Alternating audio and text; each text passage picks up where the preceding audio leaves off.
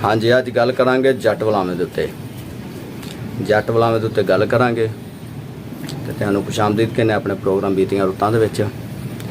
ते अज दा जिहड़ा मौजू है उनवान है वो हैगा भी बलावां। इनके जट बलावां मिसाल तो सुनी होएगी, वैसे तो जट्टां दे बारे एक दो मिसालां होर भी हैन, लेकिन ये उन्हां दी तारीफ दे विच ने।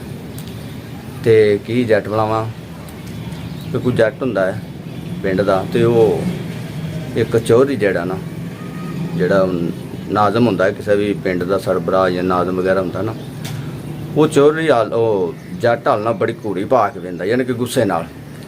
जिस तरह एक किसी दी लागतबाजी नहीं हुंदी या एक किसी नाल मुखालफत होवे, इस तरह ना बड़ी घूड़ी पा के ना जदों भी लंघे ना उहदे हाल वेख के लंघदा।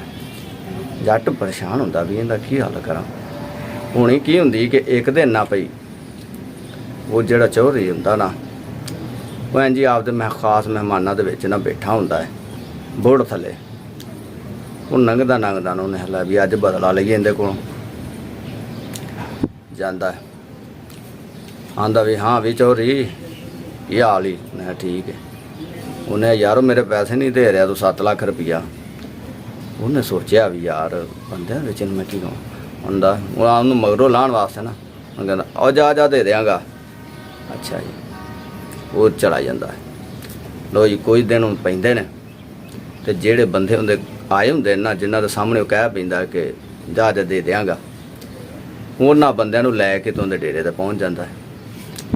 आंदा जी भाजी मेरे इन्हें पैसे देने ने ते दिंदा नहीं पिया। अच्छा जी वो जांदे ने, वो आंदा भी जद बह जांदे ने वो कहंदा नहीं लियाओ जी पैसे। वो आंदा भी किहड़े पैसे? कहंदा भाई ये तुहाडे सामने उधर मन्निआ कि नहीं? उन्हें कहा भी भाई तू उधर साढ़े सामने मन्निआ तो उन्होंने दे पैसे जेड़े उन्हें देने। वो आंदा मैं नहीं देने। वो अगे इहो ही कवे कि भाई तुहाडे सामने उदने मन्निआ कि नहीं? वो आखन के वाकई तू देने ने, तू मन्निआ उदन साढ़े सामने। तो ये सी जट दा बुलावा कि फिर उन्होंने देने पे। बुलावे तो समझ गए होगे कि बुलावे का की मतलब है कि किसी का एक किसी तो बदला भी लैन का जिहड़ा तरीका से ना उन्होंने कहा जाता जट बुलावा।